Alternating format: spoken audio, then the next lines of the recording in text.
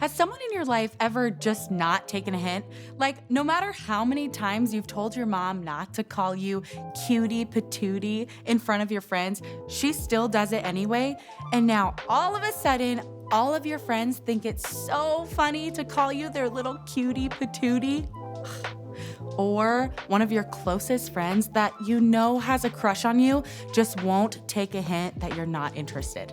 Like girls, maybe it's that guy in your friend group who's super nice, but you could just never see yourself together.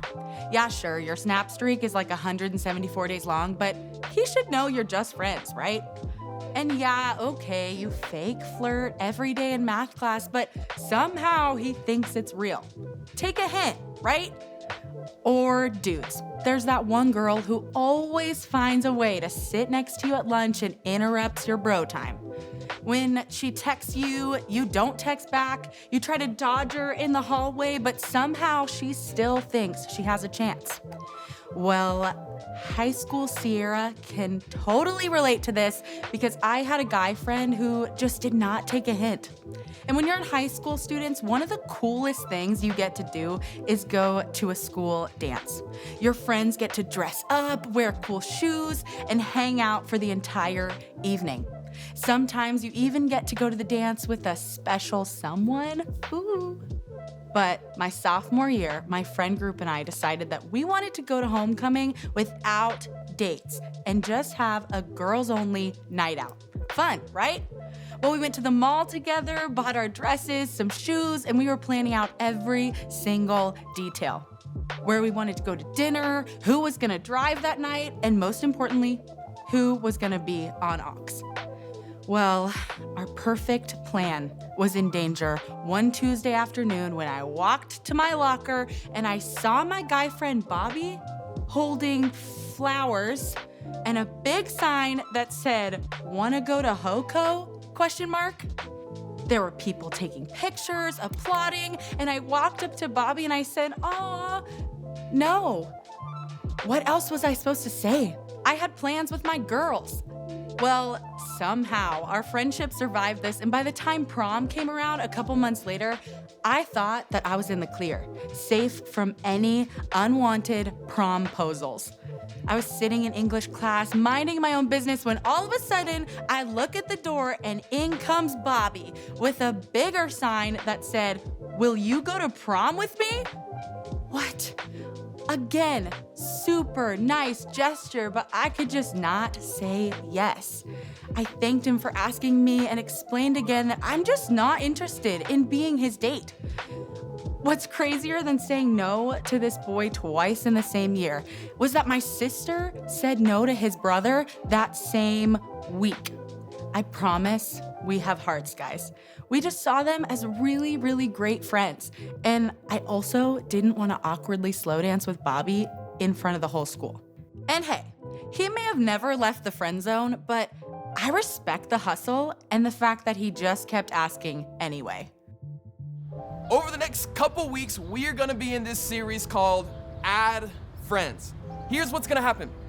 We're gonna talk about what it looks like to invite your friends to church. And this is how we're gonna do it. We're gonna look at the life of Jesus and see how he invites us in. We talk about this all the time. We talk about inviting friends to church. However, can we just be honest? If you're anything like me, we are terrible at this. I am terrible at this. And we just expect people know how to do it. And what I'm realizing is it's a little bit more complicated than simply just doing it. Now, we have all been there, right? Someone invited you to something and, well, you said no. Or we have invited someone to something and they said no. And what do you do in that situation when you invite someone to something and they say no? You probably stop asking. Like that one time, your parents said you could invite anyone over to your house on a Friday night so you could turn up to the new Taylor Swift movie and pull an all-nighter and chug energy drinks, and it was gonna be sick. It was gonna be dope. It was gonna be the best night ever. So what did you do? You hit up the homies. You got to Snapchat, you opened up that group message, and you threw 12 people into that group message and said, yo, it's gonna get lit at my house Friday night, Taylor Swift movie, energy drinks, all-nighter, send. And then the first text came in, sorry, can't make it. Then you got another no. I'm picking up my dry cleaning, can't make, what? And then you got another no, and then another no, and then another no, and then another no, and then another no, and then another no, and before you knew it, your social life was trash and you spun into a panic. The last thing you want to do in that moment is what? Ask again. You don't want to seem annoying or desperate, right? So what do? You take the L, you put it in your pocket, you move on with your life, and you move on with your depressing Friday night. Here's what I know. You do the same thing when you invite your friends to church. You show up to church on the weekend. Your student pastor says, yo, bring your friend to church next week. So what do? You hit up the homie. You go to Snapchat and you say, hey, yo, let's go to church next week. Me and you, come on, send. And then it happens again, right? No, I don't want to go to church. So what do? You never dare bring up church again. You have the one and done mentality. You invited them once, and they said no.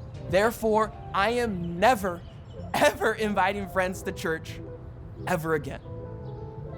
What if, hear me out. What if we decided to kill our one and done mentality and actually looked more like Jesus when we invited people to church? Romans 5:8 says this, but God demonstrates his own love for us in this. While we were still sinners, Christ died for us. Okay, let me rephrase this using the TDV, the Taylor Downey version. Even when you decided to turn your back on God and say no to a relationship with him, he loved you. He loved you enough to keep inviting you into his family. Think about how crazy that is. Even when Jesus knew that some of us would say no to a relationship with him, he still did everything he could to bring you into a relationship with him. He didn't worry about being annoying. He wasn't scared of your no. He wasn't worried about being overwhelming. No, he loves you so much, he keeps inviting you into his family, regardless of your decision. We need to start inviting people to church like Jesus and continually extend and invite in, even when they say no. People aren't checklist items. We don't get to cross them off our perfect little list.